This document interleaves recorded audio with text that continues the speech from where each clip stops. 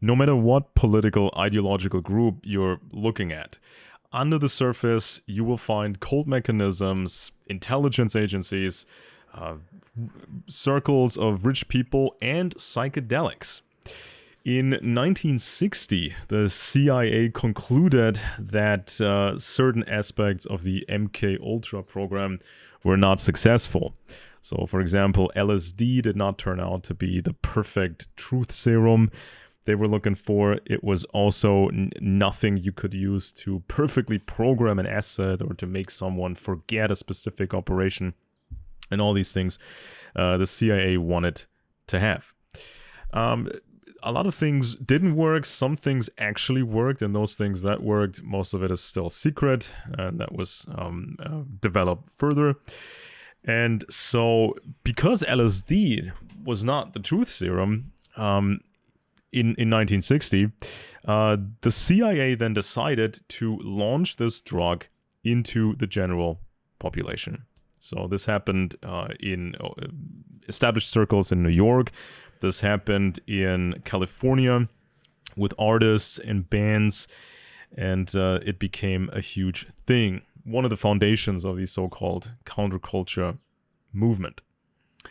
And so part of this effect of LSD was the ego dissolution, meaning people thought less about their own interests and they thought less about making money, but they were more interested in nature and the collective. So that was one of the major effects.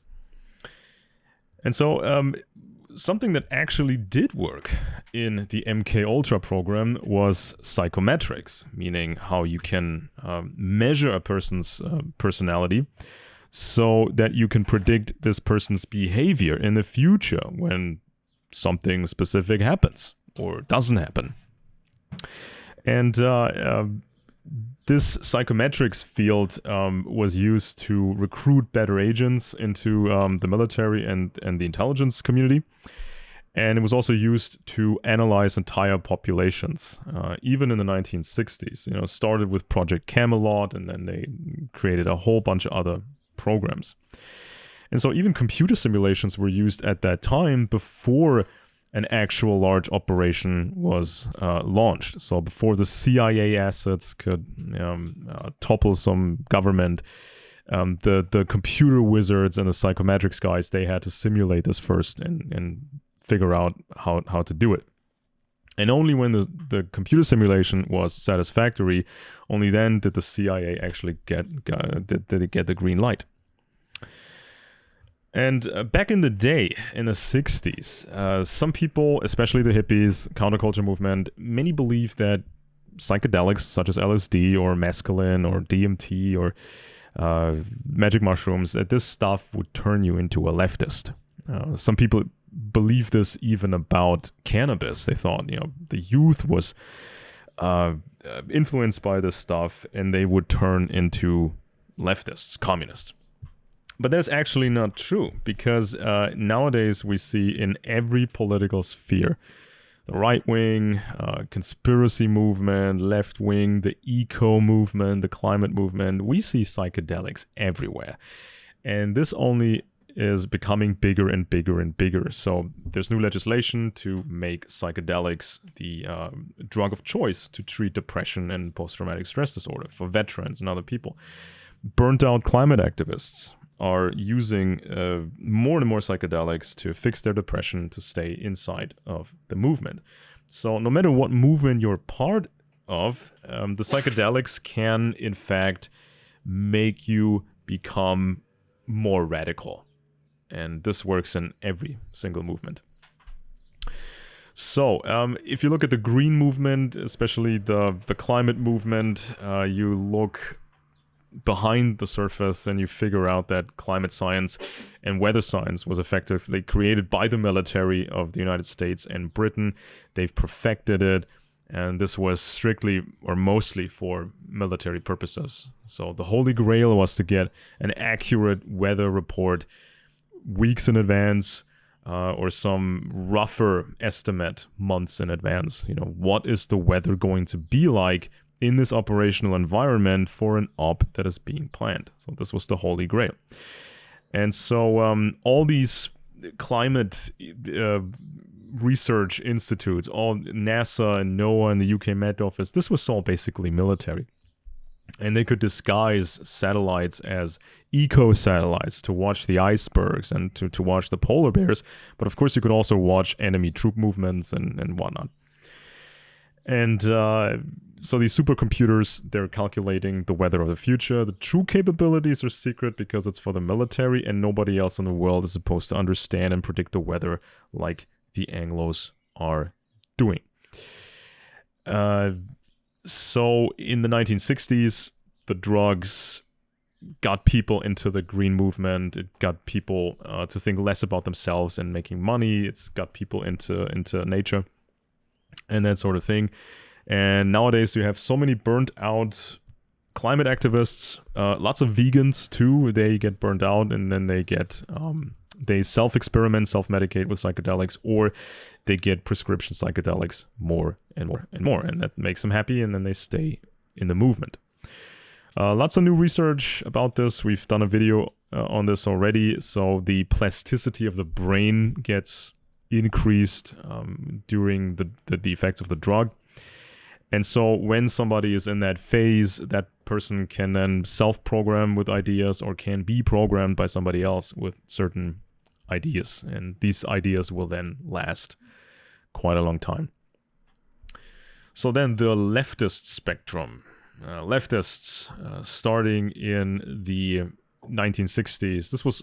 A lot of this was paid for by influential dynasties, lots of these robber barons. You had the intelligence agencies influence this. Herbert Marcuse, he developed the critical theory, which is the foundation of leftist activism strategy. Especially nowadays, the whole woke thing is just the so-called critical theory. You just complain and whine about anything that's normal and established. So you attack men, traditional families, white people. You just attack them verbally, and this is the same kind of attack that a majority would do against a minority. But the leftists claim it's okay if you do it against a majority. So then it would not be discrimination. But this is hair splitting, of course, and this whole program was developed with people such as Herbert Marcuse, and he worked for US intelligence, and some of the money came from the Rockefellers, which is, of course, ironic. Rockefellers are not just robber barons, but they also had great ties to the intelligence community. So you had the propaganda, you had dissatisfaction in the population, so black people, poverty, this, that. And then they threw psychedelics into the mix, such as LSD.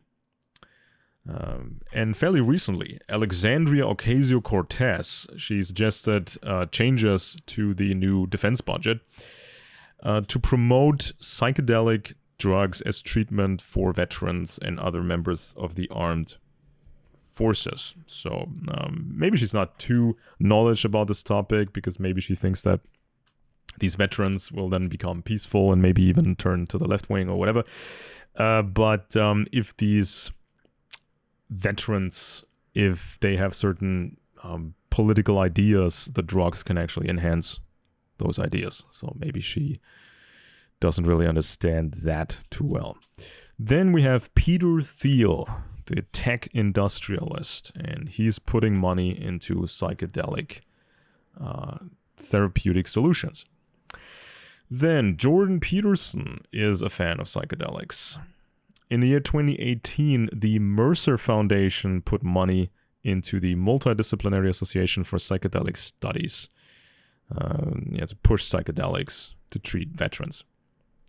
So the Mercer clan is also putting money, or has been putting money, into the new right-wing or alt-right-wing sphere. And the Mercers are also heavily invested in psychometrics, which came out of the CIA for the most part. So the Mercers were involved in the company Cambridge Analytica, and they did some services for the Trump administration and others. And the true capabilities of Cambridge Analytica are secret. some people say these capabilities are pretty great, and others try to play it down and say, no, this was just a bunch of marketing fluff. But psychometrics has been around for at least 60 years in a meaningful way. And the CIA was known for designing projects and then handing over parts of these projects to various research institutions to cover their own tracks, to not be seen. And then, of course, you had these billionaires and robber barons who also put money into this. So today it looks like pretty much the same as the stuff that happened in the 1950s. So you're not necessarily getting all of the crazy experiments that were done in the past. So it's not like they're still trying to pump people full of LSD and just increase the dose and see what happens, and they don't try to use LSD as a truth serum anymore. But the research has become much bigger, and there are many more guinea pigs now. This is burnt out activists and traumatized veterans, so you get enough people to actually try this stuff on. Right. Then you had Dan Crenshaw, a veteran Republican from Texas. He wants to push psychedelics for veterans. Matt Gaetz, Republican from Florida. He wants the same thing. Then this guy called Julius Evola. He was an Italian philosopher and fascist, and he was read by Hitler. He's also popular with Steve Bannon. And even this Evola guy was a fan of LSD. Texas Governor Greg Abbott signed a proposed law in 2021 to push medical use of psychedelics. Steve Bannon supports the legalization of psychedelics. Andrew Anglin, founder of the neo-Nazi website Daily Stormer, he experimented with psychedelics. The founder of 8chan, the infamous forum, he was inspired by a magic mushroom trip.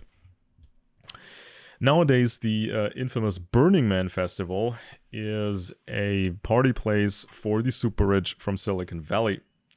Elon Musk, according to the New York Times, is a regular visitor, and he's experimenting with psychedelics, or has been experimenting for a long time. And the Times quoted anonymously around 40 people who have been around Elon Musk, and they had to sign non-disclosure agreements and that sort of stuff.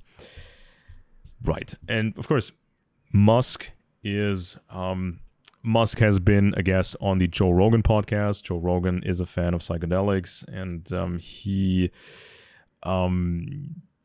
he's grown up with a mother who was a hippie. She moved with him to San Francisco, the whole hippie hell and all that. And fairly recently, Joe Rogan had an interesting guest on, Tom O'Neill. He's written about the CIA research on drugs and Charles Manson and that sort of stuff.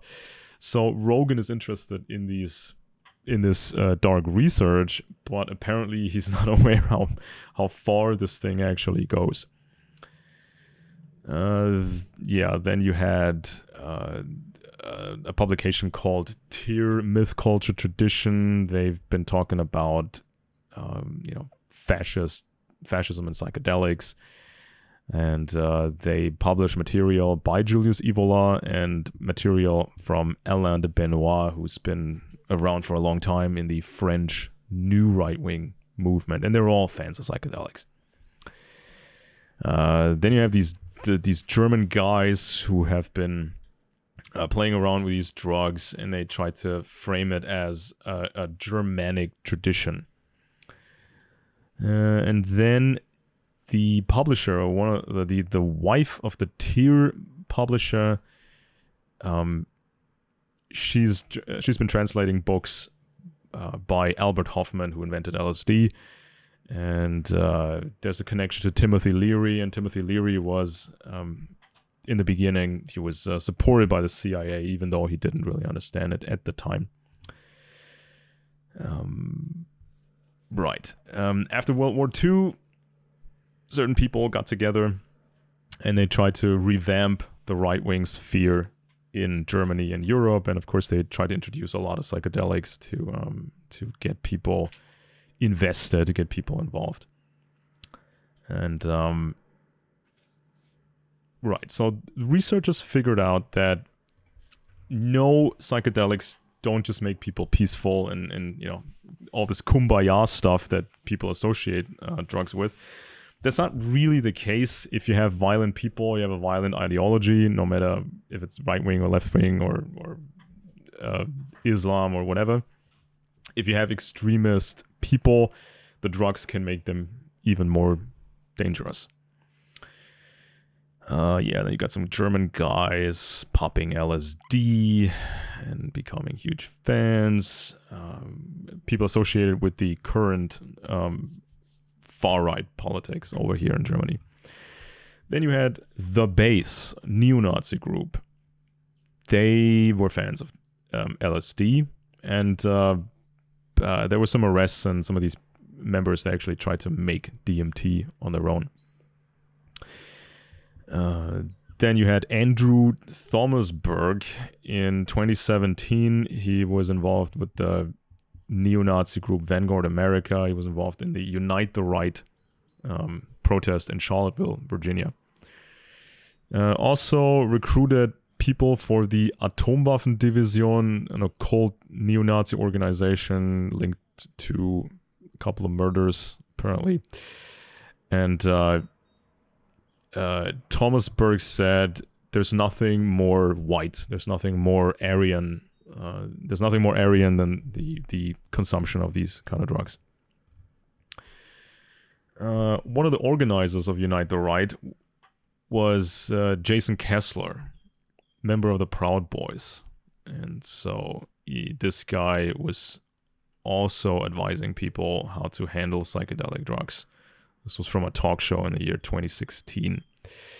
Next, Stormfront, infamous website. And people have looked in the forum and they looked for psychedelics and terms like that, and they found quite a few people who had experiences with them. Then the already mentioned 8chan forum, right-wing counterculture forum. A lot of people involved were fans of psychedelic drugs. Then, of course, was the big mystery: who is behind the Q movement? And there's the suspicion that this guy and his son attached to this forum or leading the forum, that they were behind the Q phenomenon. The Q shaman, Jake Chansley, who became quite infamous because of the Capitol storming. And then, of course, he was released from prison recently. This guy, he really claims to be a shaman. Apparently, he has experiences with these kind of drugs. And also, this William Watson guy is into these drugs, apparently. Then you have the Castalia Foundation, connected to Timothy Leary. And that foundation supported President Trump, and they had some Q-related stuff, apparently. Then Jordan Peterson became a conservative icon, claims to have an IQ greater than 150. But when you read his stuff, it's kind of very baseline, primitive stuff. There's nothing really in there except the recommendation that people should be more Christian conservative and more manly. So maybe his true IQ is just 120 or 125. That would be enough to be a professor such as he was. And Peterson is also a fan of psychedelics, and in his view, voiced in a podcast with Roland Griffiths from Johns Hopkins, his opinion is that psychedelics could help to make people more conservative, to make people more appreciative of certain hierarchies, right? Conservatives are always big fans of hierarchies, especially natural hierarchies. Steve Jobs and Bill Gates have both admitted to using LSD. Even the inventor of the Minecraft game is a fan of LSD, and he's also kind of a right-wing guy. Tech billionaire, as I've said, Peter Thiel, he put a lot of money into Atai Life Sciences. Is also an investor in of Compass Pathways, and they have been accused of wanting to monopolize all kinds of stuff linked to psychedelic drugs. The Mercer family, and Steve Bannon, they have been playing with lobbyism. The Multidisciplinary Association for Psychedelic Studies, trying to make this turn this all into a very conservative affair. And of course, it's not just the veterans, who are burned out, traumatized by what they've seen. Most of these military adventures are completely unnecessary. There's been a recent study of the Brown University estimating 4.5 million deaths after 9/11 in the Iraq War, Afghanistan War, and a few other places. So it's completely crazy. So you go through this, you come back home, you even get brain damage from all the detonations and many other things. You bump your head, or you get a bunch of shock waves, and so these people need help. And of course, the help more and more will be psychedelics. The Mercer clan put money into the alt-right, new right-wing movement. They put money into psychedelics, and they're also into psychometrics through the company Cambridge Analytica and these follow-up companies. So all of that goes back to MKUltra. MKUltra is everywhere now.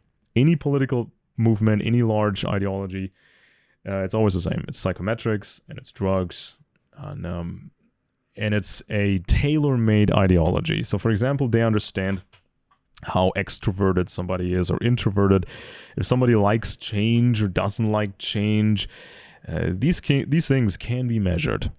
And they're collecting more and more data off of you, so your social media use, what kind of videos you watch, the music you listen to, all of that. What alcohol you buy, and so on and so forth. So they know how you will react in the future. And the more you act in a standard way, the more you think in a standard ideological way, the more predictable your behavior becomes. So that's why the government in the rich circles, that's why they're putting so much effort into this, because everybody will become standardized and easier to calculate in these computer models.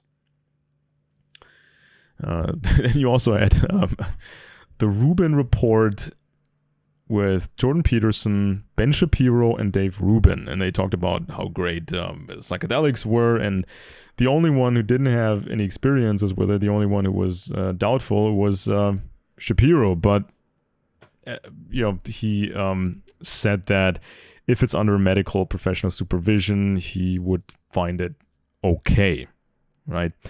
I think Shapiro even had a loud argument with Joe Rogan on Rogan's show about the use of cannabis, right? So not everybody's on board, not everybody's a fan of this, but it becomes a bigger and bigger and bigger thing. I mean, soon millions of people could be on, or tens of millions of people could be on psychedelics. They ditch the Prozac, they ditch some of the other antidepressants, and they take psychedelics, and this will lead to a lot more data and a lot more predictability for the government. So, MKUltra was just a fraction of the mind control program. There's always been a mind control program. There always will be a mind control program.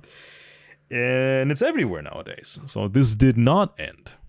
Every time the government was caught with an illegal program, the reaction was always the same. They claimed the program was small, it was a mistake, and the program was ended. And we did it because of the Eastern Bloc. Usually all of these three claims are false. These programs were quite large, they were continued, and a lot of it was actually a success. As you can see, these things are being done nowadays too, and on a much, much grander scale.